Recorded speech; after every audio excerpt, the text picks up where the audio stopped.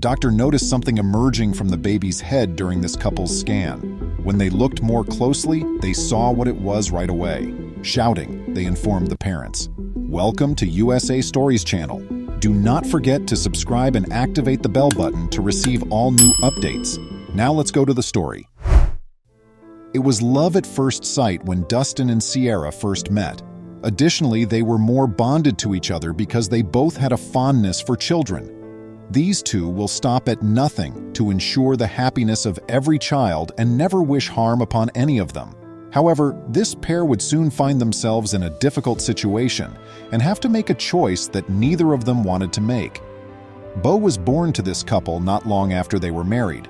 Sierra became pregnant once more a few years later, but this time they quickly regretted each and every breath they had taken.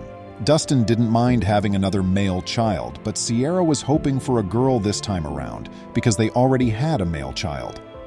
But something considerably more sinister was going to haunt their imaginations over the next few days. Whether it was a girl or a male, they would both have an intense desire for something that is nearly impossible to have. Before long, Dustin and Sierra went to the hospital to find out the gender of their child.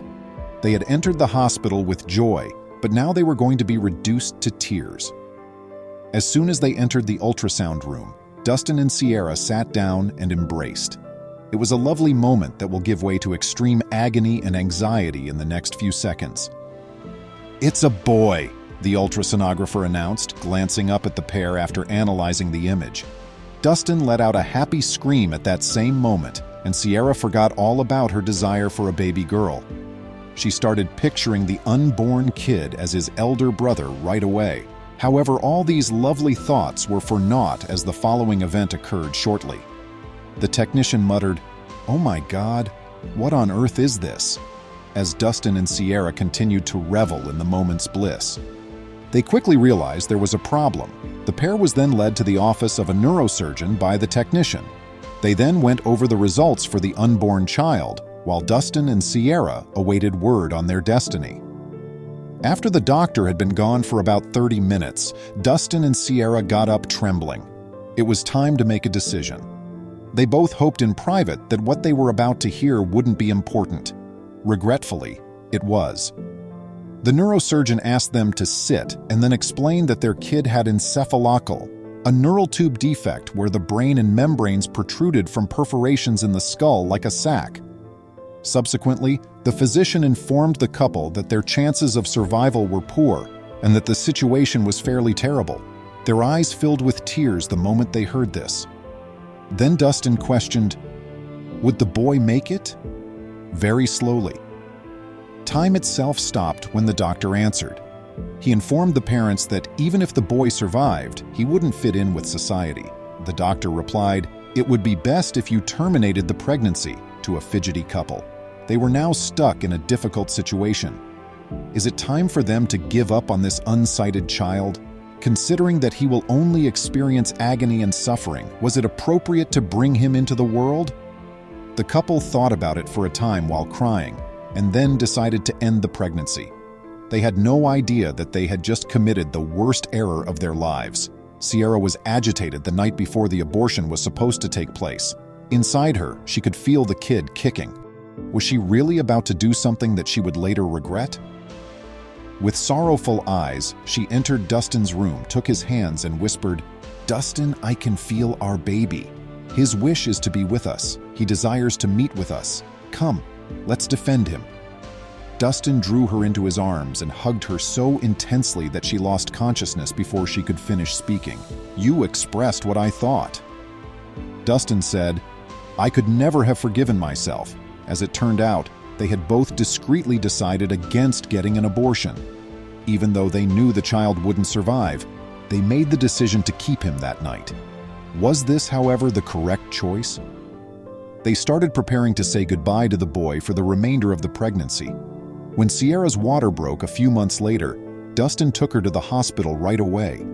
He contacted other family members, and they all hurried to the medical facility to be with the youngster as his life was about to end. Everywhere in the waiting area was alive with feelings, not sadness, but happiness.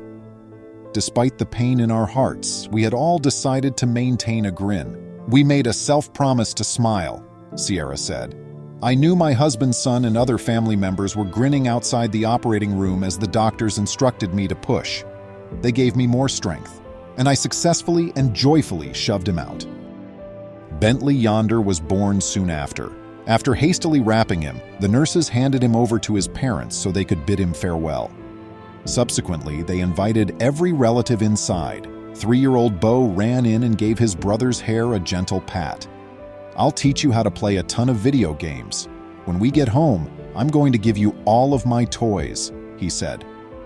Everyone nearly started crying when they heard the poor boy's statements. This youngster seemed so full of optimism, and he didn't seem to realize that his sibling may die at any time. There was anguish and terror throughout the entire room, yet there was something even more amazing. Bentley was not weak. On the contrary, he was a lively boy who wailed like any other infant in good health. It felt like agony at that time. How come he wasn't having trouble breathing? Why did his eyes not close? Shall we set higher expectations? And the next minute, what if we did and he passed away? "It was pure agony," Dustin remarked. But Bentley kept demonstrating that he was here to stay with every second that went by. But how long will this last? Notwithstanding all of this, the youngster was given final words by each family member in turn. Still, to everyone's amazement, days stretched into weeks as hours passed, yet Bentley remained alive. At this time, the physicians gave us permission to take him home and put him under hospice care because they thought a miracle may occur. I was terrified, even though for the first time in my life, I could see hope in Dustin's eyes when we came home. Was this the best course of action?